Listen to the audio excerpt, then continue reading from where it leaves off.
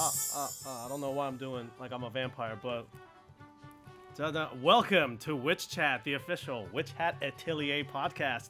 I'm your host, Witch Tim Lu. Tim, do it with more confidence. I believed in you. What was that? Yeah. Hi guys, and I am Lena Lemon. Today we are dressed up in our little witch uniforms because, you know, it is the first episode where we see Coco fully set up in her gear in her little witch uniform. So this is kind of Coco's. Tim is the brimmed. I'm brimmed cap. I'm evil as heck. Episode 4 of Witch Chat Atelier. Little quick summary. It's magic time. First, we learn about the 4 important magic sigils. Then, we visit a magic stationery store. And then, a magic battle with a dragon? ? Things are getting serious, and will Coco and the gang make it? Find out. Alright, so, let's unlock the Atelier. Alrighty, episode 4. Things are getting real serious. Straight off the bat, pretty much. Mm-hmm. I feel like we were supposed to warm up to like learn about magic, like Coco, hee, and it's like, no. Dragon. Like, I mean, the luck. episode does start off with learning about magic, right? The first half, I feel like, it does. We get to see the town, right? The closest witch town, which I thought was really cool. I was excited because I love stationery. I love collecting stationery. So when I heard I was just about to say, I love visiting the local stationery store. It's like a little candy store for them. Yeah. So that was really fun. I wish there was a starry sword. I wish that. Oh, that we had one. Yeah, that we had one. Yeah, as well. I think it's cute that it's called starry sword because, you know, like wands, or I guess pens are their wands, and a wand is basically. The pen is actually mightier than the sword in this case. Yeah. Actually. No, for real. I also do like the town. This is just a side note for me. I love towns and street markets and all different kinds of anime because you get to see a little touch of their world of like the things they eat, the things they buy, like what kind of commerce do they have. Like there was a shot I think of like a fruit and veggie stand in like a real quick cut. Right. These like weird looking shapes and colors, and I'm like, yeah, I just wanna. Wait, that's actually a really good point because that kind of gives you a reference on how like similar it is to Earth, to our world, I guess, right? Because sometimes it's just straight up apples and oranges. Yeah. And then sometimes it's random cool looking fruits. I definitely prefer the latter because I think it's just like that suspension of belief is like even stronger, right? Yeah, it's like a whole different world. But it's funny that we would both be shopping. Our butts would be shopping at the Starry Sword. Oh, absolutely. Dropping big bucks on all kinds of goods. And I also like how in this episode we kind of do dig a little bit more into like the spell types, right? They talk about the 4 base. Yes. I believe there's water, there's Splash. earth. Oh, thank you. Kapow. Thank you. There's flame. And then the last one, it's wind/levitation. Thank you so much. Yeah. And I'm curious, if you could only pick one, what would yours be? Fire. Easy. Yeah? I got a flame tattoo. Like. Okay. I like the color red. If I Yeah. can't choose, as you can tell, I like black, but sometimes they don't consider that a color. So if I have to choose, it's red. And fire, that's red. Easy. Nice. I will say, though, every time someone says, what's your favorite color, I also say black. So I'm team But they say black it's is not a a real color. Yeah. High five. What about you? What do you want as your main sigil, your element? I would say I had a tough time. I'm either going to say wind or water. The reason why wind is because for levitation, I love flying. Okay. I say I love flying like I could fly, but I think I'm like, yeah, you know me. I love flying. I like to fly around. Yeah. No, but I love the concept of flying, and I've always thought, wow, how cool would it be to just The fly. thing is, I think you you should do water. Water! At least flying, you can just get the shoes. Like, you don't have to like specialize in wind. That was my second one. My second one was gonna be water. You're gonna laugh. Why? It's because I wanna. I feel like I don't know if it has anything to do with it really, but I just think if I was a water witch, I could probably breathe underwater. And what does that mean? And next step close to mermaid time. There you go. It's only one shape. You're just trying to get as close as humanly possible to being a mermaid, yeah, basically. But yeah, so we learned about magic. We get to the magic store, and then boom, that real creepy moment of that silence. Oh, that when alley. She sees, when she the sees shadow, the outline. Real quick shot of the alley, and then real quick shot of the window when the brimmed cap is just standing there menacingly. It's so ominous. I think they do. Yeah. Oh wow, that was it. Thank you so much. That was exactly what it was. It does a good job of kind of going from the fun, happy, scenes to some whoa. Like we're reminded that there's definitely more than just happy shopping, witch fun. Yeah, friend life. time. And I like how also even the anime itself was getting darker. Like the color. If you notice, like when she was chasing the brimmed cap, the color starts fading away in the anime scene itself. Like at the start, the town looks so vibrant and so much colors. Like, and then slowly it turns gray, it turns white. Like so all of a sudden color starts disappearing, and then once they get into the fog, and then boom, they find themselves in this like just this monochromatic. No, the anime does such a good job of setting the mood using colors. I think it's really cool how they do that. And then boom, dragon appears. Dragon appears. Agate though, she had that flame ability just ready, lock and loaded in her little palm. I really also like the little addition of like how the witches write their spells and they just hold off on finishing that circle. Have it lock and loaded. Like I think that's a really good touch. And I love how Coco, even in life or death situations, she has to take time to appreciate magic. Right. They're legit about to die, and she's still going, Agate, that's so cool.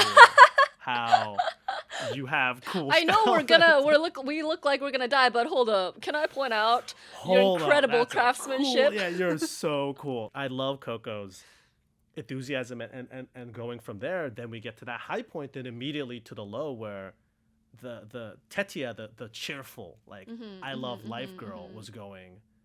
Like I don't want to like that little moment when she breaks down. Yeah. The facade of a cheerful girl ends when it's like, oh my god, like you could die here. Yeah. And she does that little moment. Where she kind of she gives Coco the look, yeah. Why is this happening to me? She didn't point, but her eyes basically did point. Her eyes were basically pointing right at Coco, going, "Why is this happening to me? Whose fault is it?" I'm not blaming anyone here, like.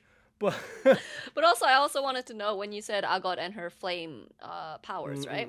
I think that was cool to see because when we first meet her, it's insinuated that she's probably the more powerful one of the four girls, right? But we don't actually really see it in action until then, where she just flipped it out, like no hesitation, right? And that's when I was like, oh, she is strong. Yeah, and like this coolness of like, everyone's panicking, but she's still there going, but she, back up slow. Like she's got this under, like, even though she's scared, she's still trying to keep things under control and be a professional, basically. Yeah. Like, Agate just crouches up and just like, listen, calm down. We're witch apprentices. Let's lock in. Like, let's figure out a way to get out of here with our magic. And I think also in that scene too, I know that Agate is like made out to be kind of that stern, mean character, right? But I was actually quite glad when she kind of sat Coco down and was like talking to her straight up. That when when Coco interrupted her when she was drawing, and she kind of flipped out and really went to town. I thought that was good because it's true, Coco was being careless, right? I think she wasn't fully realizing she means nothing but the best, but sometimes that's not but enough. That's exactly. It doesn't mean you can be careless. It doesn't mean you can't take things seriously. And I think Agate did a pretty good job of kind of letting her having her understand that her actions do have consequences, even if she didn't mean harm, right? It's like, hey, lock in. Like, I don't care if you didn't think that was gonna be bad, but it was. So let's fix this. You know, like let's. The one fix bit it. I have to be like, Agate, let's calm down. It's like, yeah, you did this to your mom. You did this to us. And I'm like, oh, okay, you don't have to bring up the mom bit. Low key, I was team, yeah. Because I think she had to know. She had to realize that this is a big deal. I get where Agate's coming from. Yeah. I would have been like, yo, okay, everything you're saying is valid, Agate, but like, let's calm down. Like, it's like Agate has, again, I love Agate as a character, even at the start, because she is stern, but there's a methodology. There's like you understand where she's coming from. Like, it's not just, I'm a mean girl because I'm mean. It's like, I'm mean because we're about to die. And you don't know it. Like, let's back off. Like, let the witches here figure it out, you know? But I really do think Agate is good for Coco's character development, you know? One thing I don't really like is when a character is too, careless and kind of like, oh, woe's me, oh, this happened, oh, no, you know what I mean? Like, I need and everyone around them also kind of accepts that, except here it's like, Agate's like, no. Yeah, I personally, I like that moment. But again, I would have been like the Tetsuya or the Riche in that situation, going, all right, Agate, back up. Like, I'm holding, this is Agate, brush buddy. I'd be like, all right, back up, buddy. All right, let's. You don't have to bring up the mom bit. Whoa, hey, ew. But yeah. Yeah, no, this episode was a lot. I feel like a lot went on. Yeah. So I want to know, what is your most magical moment? I originally was gonna say like the dragon because it's such a boom factor, right? It's so like whoa. But I actually think I'm gonna have to go with when they're at the Starry Sword and Gramps is like explaining to the girls, well, I guess more to Coco and to the audience, kind of the history of where the magic ink comes from. Right? And where the wand comes from. Yeah. And it's cool that they all come from a singular tree, a specific type of tree. Yeah. The silverwood tree. Yeah, it's a cool name too. And I just really like when episodes where they highlight the history of how things happen. And it's just very magical. I also really like the process of making the ink. Like, I like that the water device thing that we see in the early parts of the anime. Like, where she you can pop it open and it starts gathering water. Yeah. And I like using that tool to extract water from like the concoction. Like I think that was such an interesting use of that tool. Look at these witches. Look at them. They're so smart. You know, I'm just laughing because I feel like yours is gonna be the dragon.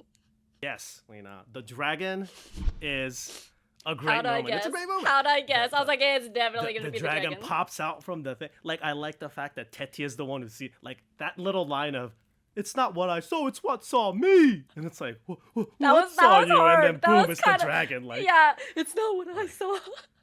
It's what saw me. And it's like, I was like, oh, I had no idea what was going to be. I did not expect the music swelling, the shots of the faces from the kids where they literally, like, you can see in their mentality of they went from, I went to go buy cool pens and now I'm about to die. Like it really. They're like, where did it all go wrong? You know, again, for me, looking like a villainous witch. It's of course that would be your most magical moment. To see the despair and fear in the kids' eyes. Of 4 poor kids who are about to get eaten by a dragon. And then, you know, like that leading to the drama, because I really like the not to say I love conflict and hatred, but it really does. It's like, before we talked about Agate, like, snapping at Coco. Like, this is like a breaking point for these 4 girls who, they've only known each other for, like, max 3 or 4 days. Like, I think less. So. Yeah, truly. I think they had, like, 1 night of sleep. And then they're like, alrighty. So yeah, I really like, the dragon was like a catalyst for all this drama. For sure. Suspense. Yeah. What a magical moment. No, this episode really went from wee to oh. Like, real quick. The magic store. La, la, la, la, la. And then it's like, oh. Wow. Of course. Tetsuya don't want to, like, Tetsuya's like going, I don't want to die. real quick too, that line of "I haven't left any magic to the world yet" is Oh. such like a powerful like. That is so powerful, coming from such a young girl too. That she's Yeah. thinking so grand. Like she has dreams. You know? Like this character has much more dreams and aspirations than this. Like than just being happy and thanking people for thanking her. Yeah. She's like, she wants to be a witch to make more magic, to leave to the world, bring like etc. etc. And it's like that line was so gut wrenching. So No, that made me like her. Well, I've always liked her, but I thought, oh wow, she has so much depth. so much depth. Yeah. Again, the moment of going, I ain't leaving any magic in this world. Whose fault is this? You. But yeah, we'll see. We'll see if Coco and the gang can survive this I guess 1.5 trial, not unofficial dark forbidden trial. And in the next episode. Yeah. I can't wait. Next episode. I can't wait too. Know. Thank you for joining us on Witch Chat, brought to you by Crunchyroll. Be sure to subscribe so you never miss an episode. Witch Chat is hosted by me, Lena Lemon, and Mr. Tim Liu. Our executive producers are Leah President and Nicholas Friedman. Our podcast producer is Kyla Carnero, and our marketing producer is Carla Solorzano. And of course, special thank you to the creator of Witch Hat Atelier. Tim, what is going on? I'm just doing magic tricks while you're talking. Special thanks to the creator of Witch Hat Atelier, Kamome Shirahama. Thank you guys so much as always for joining. And ready? 3, 2, 1. Yeah, 3, 2, 1. See you next week. See you next week.